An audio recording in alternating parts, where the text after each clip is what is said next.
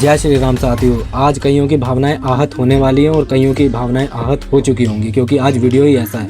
क्योंकि आज मैं बात करने वाला हूं सतवंत सिंह राणा की। सतवंत सिंह राणा मतलब वो भीमटा जो ये कह रहा है कि भगवान श्री राम ने अयोध्या जाने से पहले अपने महल में माता कौशल्या से ये बात कही कि अब मुझे जैसे महल में मांस खाने को मिलता था वैसे जंगल में मांस खाने को नहीं मिलेगा। ये मैं नहीं कह रहा, ये सतवंत सिंह का कहना है। और सतवंत सिंह है कौन ये भी मैं आपको बताऊंगा। सबसे पहले ये जो तर्क दे रहा है और ये जो आपको बता रहा है वो देखिए, उसके बाद इसकी क्लास लेते हैं। हमारे लोग बगैर रिसर्च किए हुए टीवी पर चलता हुआ कथा भागवत के द्वारा जो फैलाया जाता है ब्राह्मणों वादियों के द्वारा प्रोपोगंडा, पाखंड, अंधविश्वास, उसको ही सच्चाई मान लेते हैं।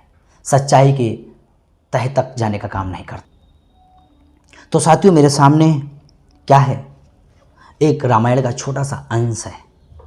अंश क्या है पढ़ रहा हूँ, सच्ची रामायण का है और ये वाल्मीकि रामायण से, अयोध्या कांड से निकाला गया है, झरोक्स है अयोध्या कांड से। राम शोक प्रकट करते हुए अपनी माता से कहा, जब राम को 14 वर्ष का वनवास दे दिया गया था वाल्मीकि रामायण के आधार पर, माता से कहा था कि ऐसा प्रबंध किया गया है कि मुझे राज से हाथ धोना पड़ेगा, कि मुझे राज से अब हाथ धोना पड़ेगा। आगे कहते हैं राजवंशीय भोग विलास व स्वादिष्ट गोश्त। समझिए यहाँ पे आगे है कि राजवंशीय भोग विलास व स्वादिष्ट गोश्त की थालियाँ छोड़कर मुझे वनवास जाना पड़ेगा और वन में कदमूली व फल खाने पड़ेंगे। राम यहाँ खुद ये चीज़ एडमिट कर रहे हैं, खुद स्वीकार कर रहे हैं, खुद बिटनीस हैं, यहाँ पे कह रहे हैं कि मुझे वंशीय भोग विलास, जो राजवंशीय, जो वंश, जो राज के अंदर युवराजों को जो एक अयासी होती थी। अब एक तरफ जैसे जैसे राम मंदिर बनने के कगार पर आगे की तरफ बढ़ रहा है, वैसे वैसे भाई इनके पिछवाड़ों में आग लगी पड़ी है, धुआं उठा पड़ा है। किस तरीके से सनातन को बदनाम करें, इतना जहर इनके दिमाग में है, आप पूछो मत। अब ये जो रेफरेंस आपको दिखा रहा है, अब मैं आपको इसका असली श्लोक और इसका असली अर्थ नीचे दिखा देता हूँ, आप इसे ध्यान से देखिएगा। और उसमें क्या लिखा है? उसमें ये लिखा है कि श्री राम अपनी माता कौशल्या से वनवास जाते हुए महल में ये वार्तालाप करते हैं कि अब मुझे महल की भांति जो यहाँ पर मैं ये भोजन खाता था, ये छोड़ करके, ये सारा सुख छोड़ करके ऋषियों की भांति ही कंदमूल फल खा करके उनकी तरह चटाई पर मुझे अपना जीवन व्यतीत करना पड़ेगा। और वो ये प्रण लेते हैं इस बात का, है ना। और श्री राम अगर किसी चीज़ का प्रण ले ले तो भाई उसे झुटलाने वाला तो मेरे ख्याल से तीनों लोगों में कोई नहीं होगा। वेदों में मांस खाने का कंसेप्ट है, वेदों में ब्राह्मणों को मांस खाने का कंसेप्ट है। मनुस्मृति मेरे पास है, इसमें ब्राह्मणों को गोश्त खाने का सीधा सीधा कंसेप्ट है। ये शाकाहारी कब हुए, ये साथियों डॉक्टर बाबा साहब अम्बेडकर ने क्लियर किया हुआ है। ये बुद्ध की क्रांति के बाद में शाकाहारी हुए। गाय का गोश्त सबसे स्वादिष्ट बताया गया है वेदों में, शास्त्रों में।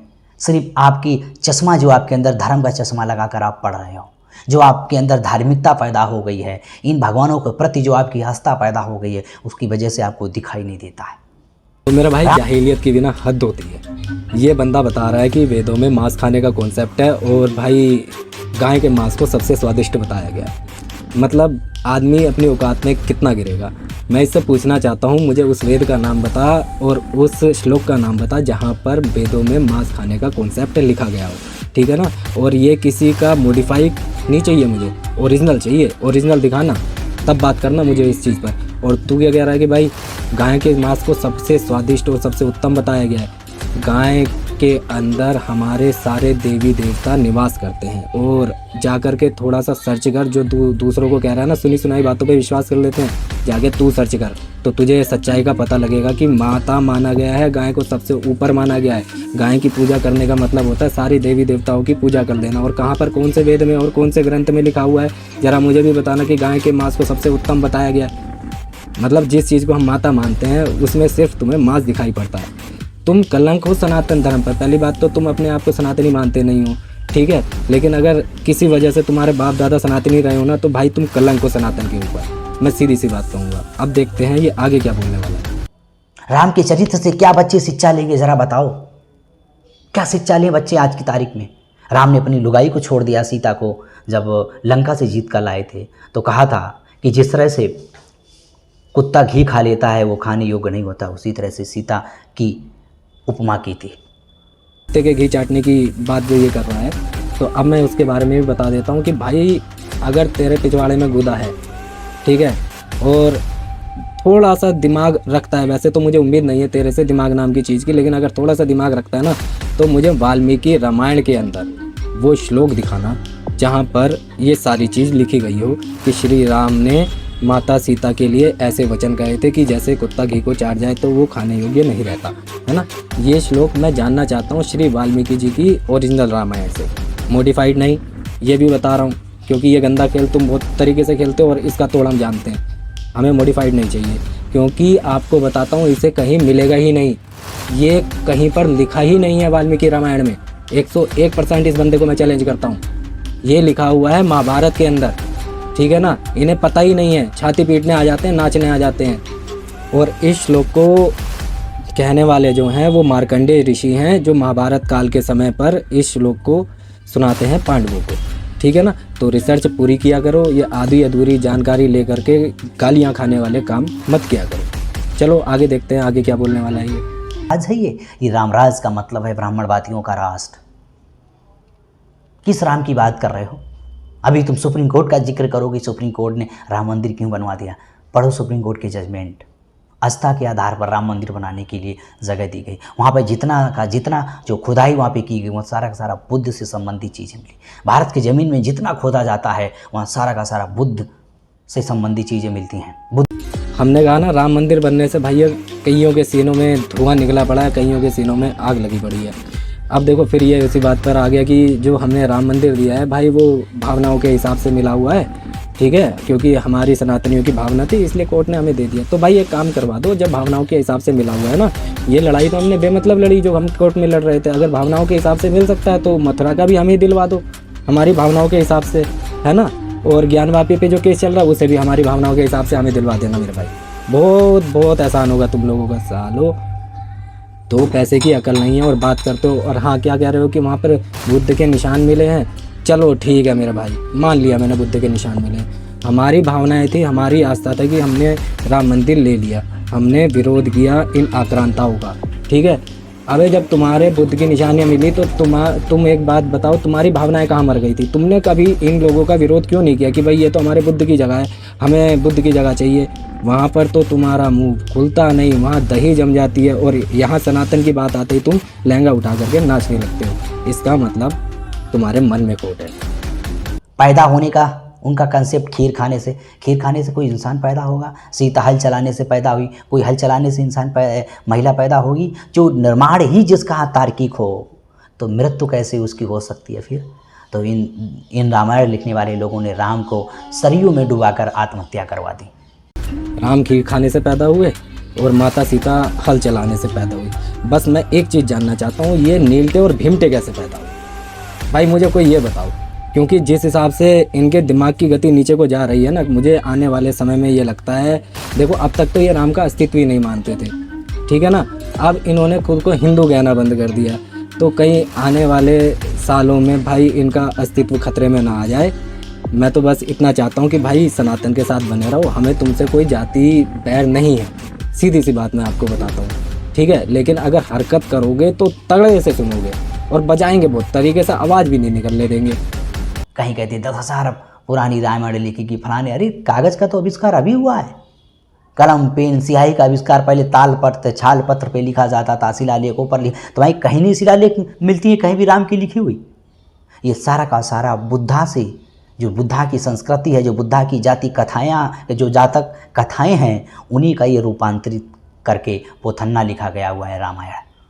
रामायण एक बेहुदा काल्पनिक ग्रंथ है। भैया कलम का आविष्कार कभी भी हुआ हो, मुझे इस बात से कोई लेना देना नहीं है, लेकिन अगर तुम बात उठा रहे हो साक्ष्यों की, तो मैं साक्ष्यों के तौर पर तुम्हें बता सकता हूँ कि आंख खोल करके देखोगे, ये जय भीम की पट्टी हटा करके देखोगे तो बहुत कुछ देखने को मिलेगा। लेकिन अगर जय भीम की पट्टी बांधे रहोगे तो भाई कुछ नहीं देख पाओगे, इसी अंधकार में जीवन तुम्हारा गुजर जाएगा। आओ राम सेतु पर, राम सेतु कितने साल पुराना है, ठीक है, कांग्रेस ने भी उसे हटाने की कोशिश की लेकिन नहीं हटा पाई। अब इससे पुराना प्रमाण तुम्हें क्या चाहिए? शिलालेख पर छाती पीट रहे हो, ठीक है। हमारे इतनी चीज़ें हमारे पास थी, सब आक्रांताओं ने तोड़ दी, उस पर तुम कोई सवाल नहीं करोगे। राम इतने बड़े महान थे, अपनी लुगाई को लेने के लिए लंका चले गए, समुद्र सुखाने की बात करते हैं। अछूतों के साथ में जानवर से भी बेहतर सलूक किया, उनका मान सम्मान स्वाभिमान उनका धूमिल कर दिया गया, उनको अस्पृश्य अछूत बना दिया गया। कभी भी राम ने धनुष बाण नहीं उठाया, उनके लिए कभी भी अधिकारों के लिए संघर्ष नहीं किया। शूद्रों को अधिकार वंचित कर दिया धर्मशास्त्रों के आधार पर, मनु के आधार पर। कभी भी राम ने उनके लिए संघर्ष नहीं किया हो तो बताओ, एक भी आंदोलन किए हो सड़कों पर, बताओ।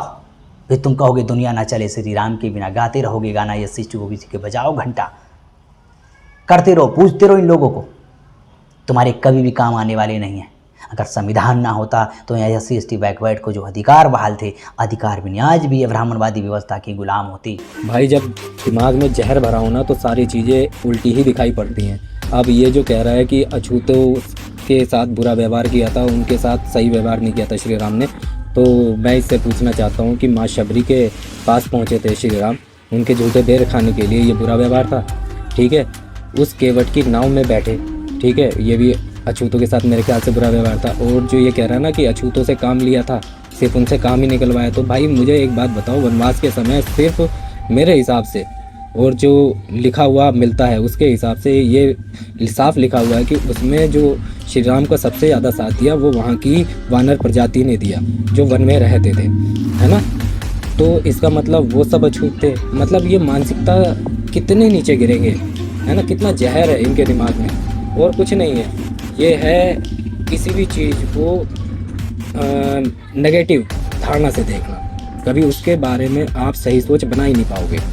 सवर्णों की व्यवस्था ही तो ब्राह्मणवादियों की व्यवस्था है। धर्म धंधा वो अपना चला रहे हैं, कथावाचक अपना फूंक रहे हैं हजारों सालों को बकवास, तुम उनमें डोल रहे हो।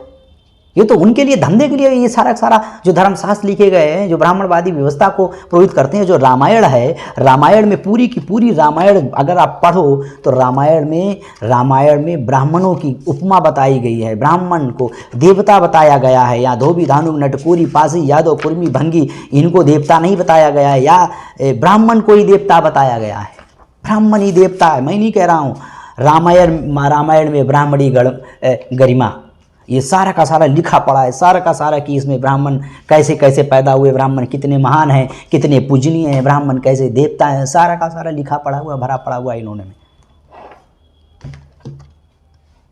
हमारे लोग पढ़ते लिखते नहीं, टीवी पर देखकर ऐसे ऐसे करते रहते हैं, घंटा बजाते रहते हैं, बजाओ घंटा। ये जिस ब्राह्मणवादी की बात कर रहा है ये है जातीय ब्राह्मणवादी, और हमारे यहाँ पर है वर्ण व्यवस्था जिसमें ब्राह्मण को सर्वोच्च बताया गया। 4 वर्ण हैं, चारों में ब्राह्मण को सर्वोच्च बताया गया। और ब्राह्मण जो है वो किसी भी जाति का आदमी बन सकता है ज्ञान के आधार पर, उनके तौर तरीकों के आधार पर। इसमें कुछ ऐसा नहीं है कि भाई निचली जात का या पिछड़ी जात का या जो भी अपने दिमाग में मानते हैं कि वो लोग ब्राह्मण नहीं बन सकते। तो अगर ब्राह्मण को श्रेष्ठ बताया गया है ना, वर्ण व्यवस्था के हिसाब से, तो भाई इस बंदे को क्या समस्या हो सकती है, मुझे ये बताओ।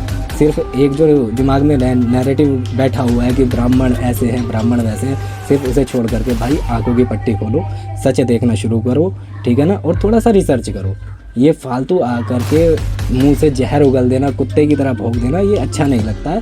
जब थोड़े से पढ़ लिख जाते हो तो थोड़ा सा रिसर्च करना भी सीख लिया करो। बाकी ये था आज का वीडियो। उम्मीद करता हूँ सारे सवालों के जवाब मिल गए होंगे, और अगर इसको कुछ कहना है तो आओ, कमेंट सेक्शन खुला हुआ है, अपनी बात रख सकते हो। दोबारा फिर जवाब देने के लिए तुम्हारा भाई तैयार बैठा है। तो 22 तारीख आ रही है, सबके सब तैयार है ना राम मंदिर चलने के लिए। भाई मेरी तरफ से आप सभी को जय जय श्री राम, और ऐसे नैरेटिव हम तोड़ने के लिए तैयार बैठे हैं। आओ तो सही सामने। आप सभी को मेरा जय श्री राम। वीडियो को लाइक और फॉलो कर लेना, शेयर ज़रूर कर देना।